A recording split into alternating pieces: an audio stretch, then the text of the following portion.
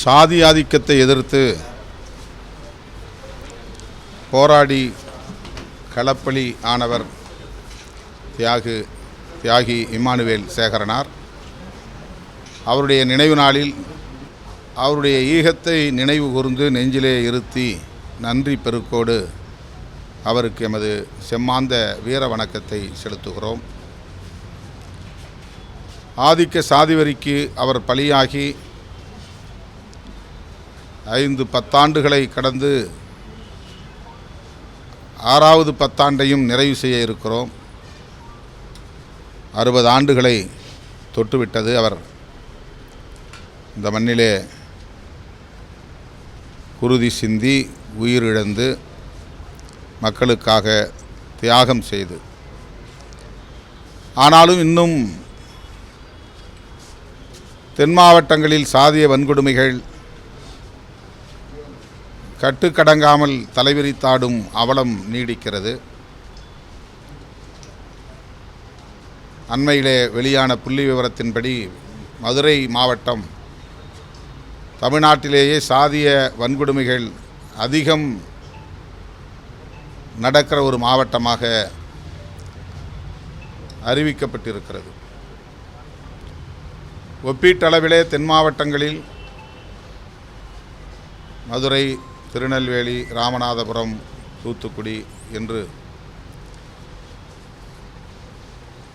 மிக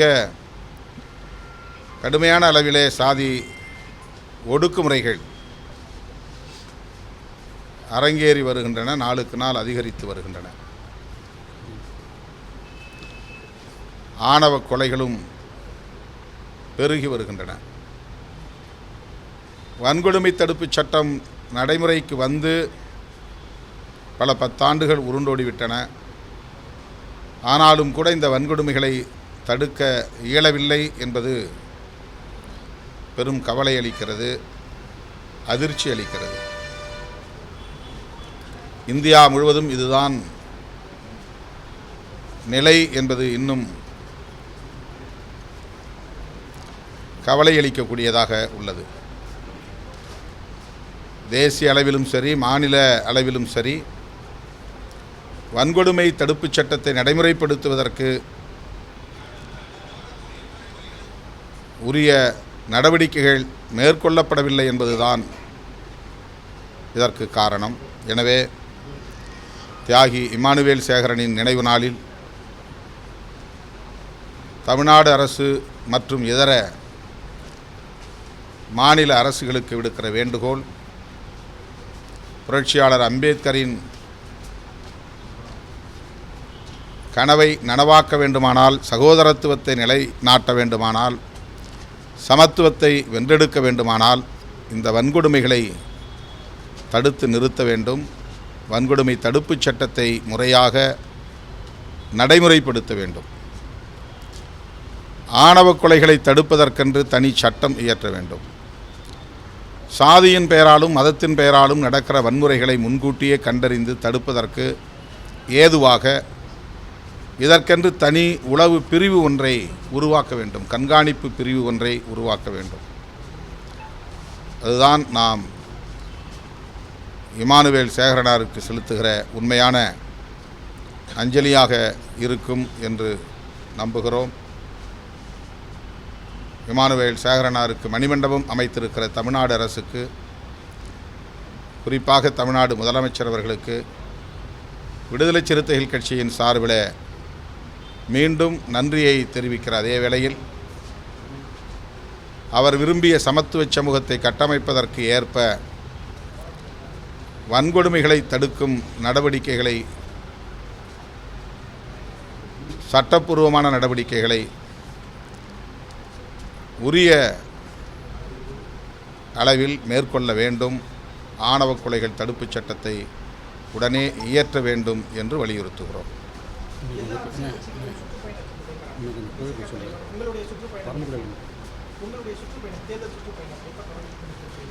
விடுதலை சிறுத்தைகள் கட்சிக்கு அவசரம் ஏதும் இல்லை. நாங்கள் கட்சியின் கட்டமைப்பை மறுசீரமைப்பதிலே கவனம் செலுத்தி வருகிறோம். அதற்கான ஏற்பாடுகளை செய்து வருகிறோம். அந்த பணிகள் நிறைவடைந்த பின்னர் சுற்றுப்பயணம் செல்வது குறித்து முன்னணி தோழர்களோடு கலந்து பேசி முடிவெடுப்போம்.